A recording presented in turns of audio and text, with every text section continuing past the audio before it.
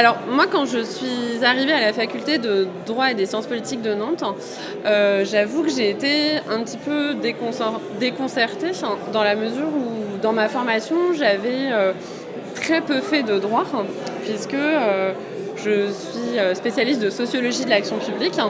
Et donc parfois, certains collègues parlaient dans une langue qui n'était pas la mienne, que j'avais du mal à comprendre. Et donc à ce titre, droit et changement social a été vraiment pour moi un lieu qui m'a permis de me socialiser à la recherche en droit et de mieux comprendre cette langue qui m'était étrangère en arrivant. Et donc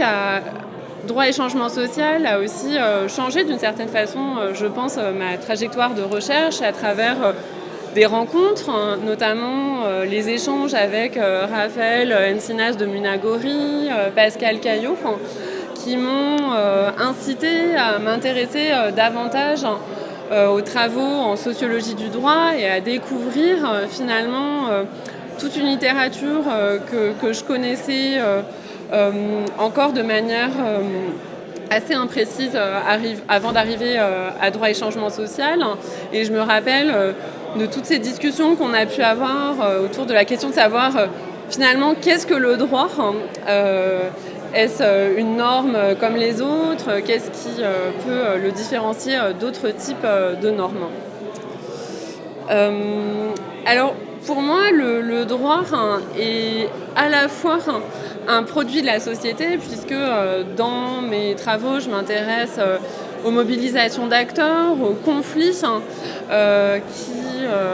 qui les traversent autour de l'adoption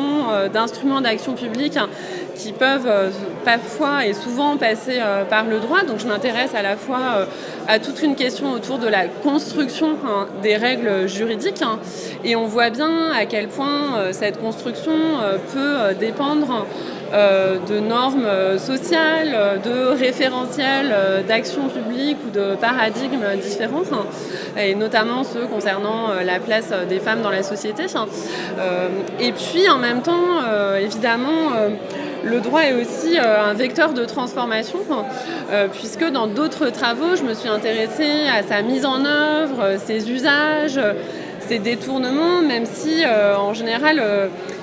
il y a toujours des marges d'interprétation qui sont très fortes.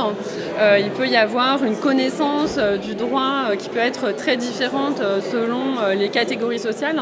et de s'intéresser à ce que devient le droit quand il est saisi par les acteurs, je trouve que c'est quelque chose d'extrêmement important.